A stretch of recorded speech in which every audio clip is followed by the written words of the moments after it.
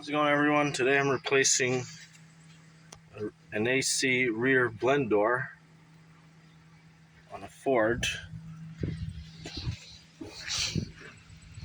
E350. I think this is a 2009, but the procedure is the same for a few of the other Fords. There's already a different YouTube video, and it's like I'm working on modern cars now. This is what it looks like, the part.